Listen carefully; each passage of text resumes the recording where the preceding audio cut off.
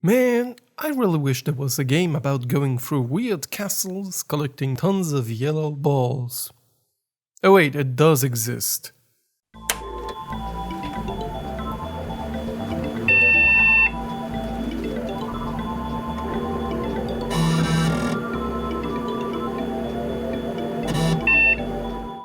Clyde's Revenge.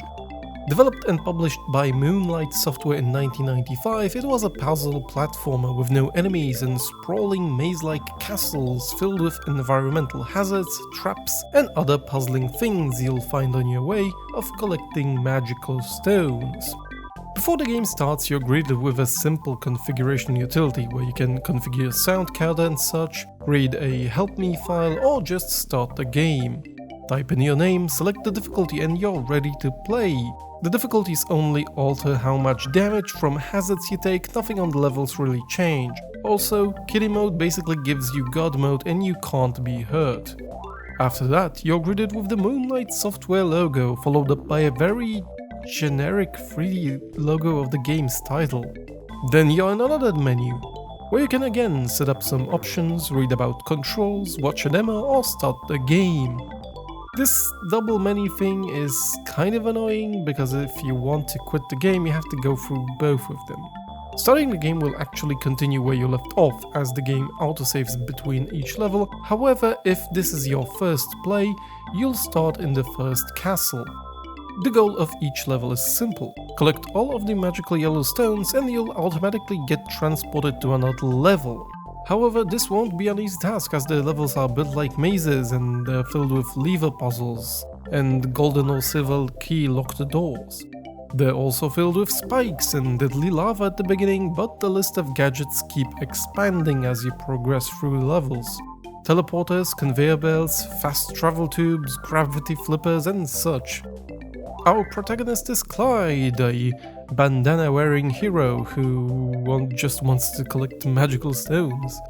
You control Clyde with the arrow keys and you can use Alt to jump around. You can look up and down using the page up, page down keys. You're also equipped with a magical wand that Clyde carries around, which allows him to destroy brick blocks as he walks over them, and is the main gimmick of the character. Blocks do respawn, however, and will kill you if you stand in their place while they grow back. And Clyde will scream if you hurt him, or die, so prepare to hear that squeal quite often.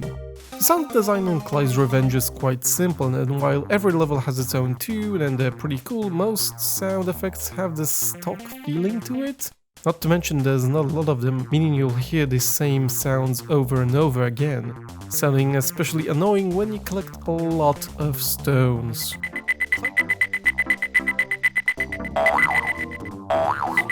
Clyde controls okay.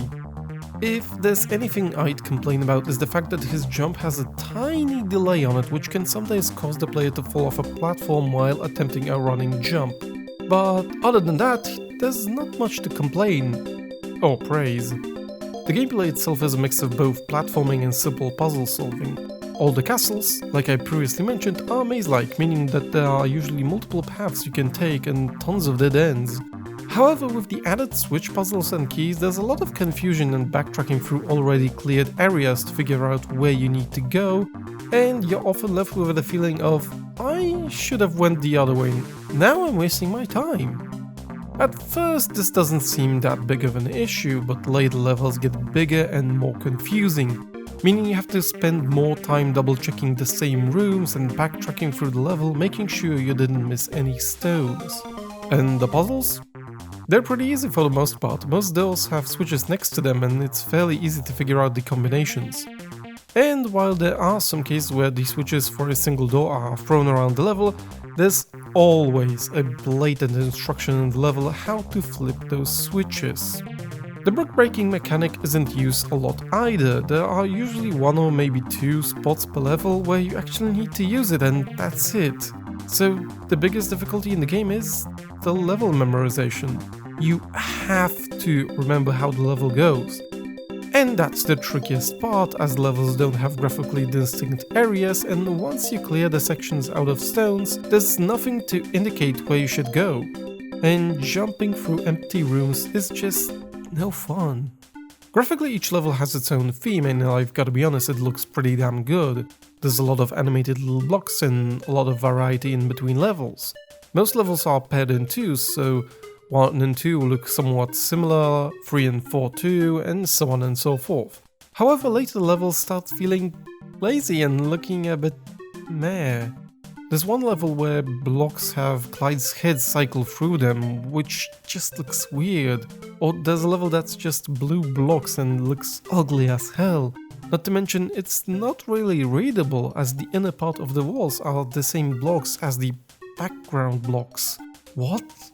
And to be honest with you, I haven't completed Clyde's Revenge. Wouldn't be surprised if a lot of people have not done that. While the first few levels of the game feel great as they're a lot smaller and you complete them faster, you don't really mind that they take up to 10 minutes each. But the later levels get longer and that's where it starts to feel very repetitive and boring. Like nothing is happening. And after reviewing my footage, I was surprised that these levels took me from 14 to even 23 minutes. On paper, that doesn't seem too much. During my gameplay, it felt like an eternity. And all I can think of is a combination of two things. Clyde's speed isn't too fast, and it's very constant, which isn't all that stimulating to the player. And the second part is the fact of backtracking and looking where to go, which halts any sense of progress and completely ruins the pacing. In general, time flies by if you're having a great time, everyone knows that. And I think the same principle applies to Clyde's Revenge. Don't get me wrong, I have nothing against longer levels, as long as they're well paced.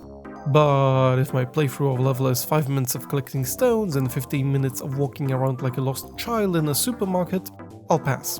However, does this mean I think the game is bad? Well, no. It's just badly paced, but overall the game is fun. Personally, past a certain point, I'd just play a single level in one sitting. This way I wouldn't approach the next level feeling tired and burned out. It can get a little repetitive at times. It's a game that starts quite promising, but then basically nothing happens to advance the mechanics of it in a significant way. But if you like this kind of a very simple experience, might as well give the first few levels a go, especially since the game has been released as freeware and you can find it easily on the internet. My name has been TRG, and if you enjoyed this video, subscribe for more retro reviews and indie things and commentaries and stuff. And if you liked this video, like it. If you disliked it, leave a comment below. Why didn't you enjoy it? I'm TRG. See you in the next video. Bye!